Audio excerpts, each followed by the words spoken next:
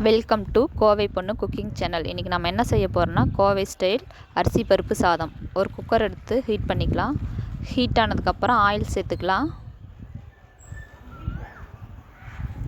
Oil heat ஆனதுக்கப்புறம் கடுகு சேர்த்துக்கலாம்.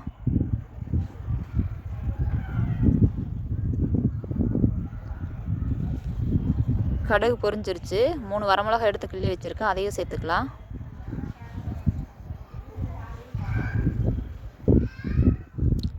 ஆறு பல் பூண்டு எடுத்து இடித்து வச்சுருக்கேன், அதை சேர்த்துக்கலாம்.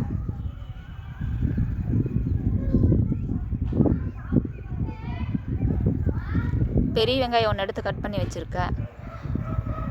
பச்சை மிளகா 3, கருவேப்பிலை கொஞ்சம் எல்லாம் சேர்த்துக்கலாம்.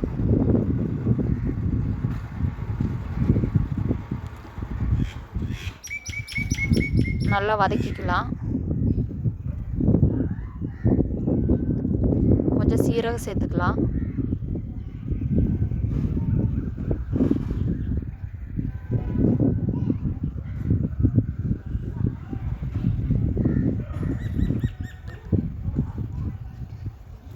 நல்லா வதங்கிருச்சு. சின்ன தக்காளியாக 4 எடுத்து கட் பண்ணி வச்சுருக்கேன், அதையும் சேர்த்துக்கலாம். தேவையான அளவு உப்பு சேர்த்துக்கலாம்.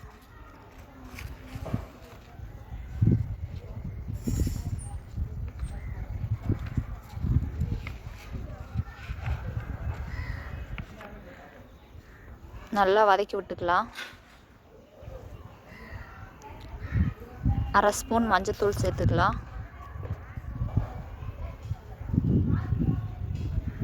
சாம்பார் தூள் 2 ஸ்பூன்.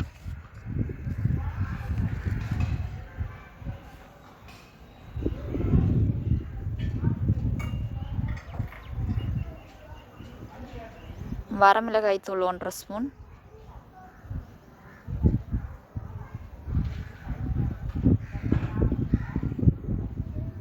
இதெல்லாம் சேர்த்து நல்லா வதக்கிக்கலாம். எண்ணெய் பிரிஞ்சு வரும், அந்தளவுக்கு நல்லா வதக்கணும். எண்ணெய் நல்லா பிரிஞ்சு வந்துடுச்சு. 3 கப் அளவு தண்ணி சேர்த்துக்கலாம்.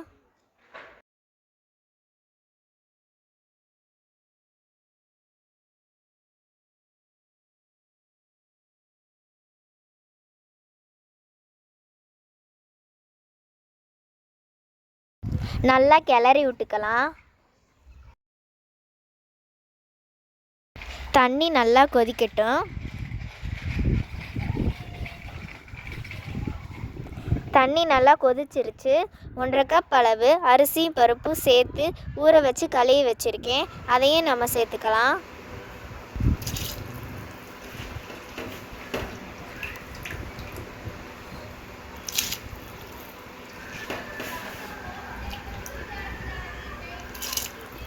சேர்த்து நல்லா கிளறி விட்டுக்கலாம்.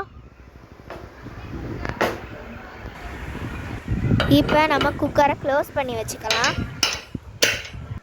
3 விசில் விட்டு ஆஃப் பண்ணிக்கலாம். விசில் அடங்கிடுச்சு. ஓப்பன் பண்ணி பார்க்கலாம்.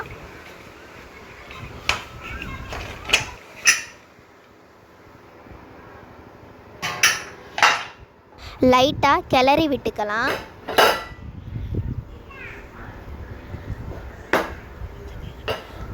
கொஞ்சம் தேங்காய் எண்ணெய் சேர்த்துக்கலாம். 1/2 முடி தேங்காய் எடுத்து துருவி வச்சுருக்கேன், அதையும் சேர்த்துக்கலாம்.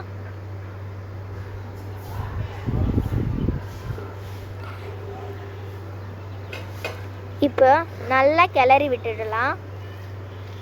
சுவையான அரிசி பருப்பு சாதம் ரெடி.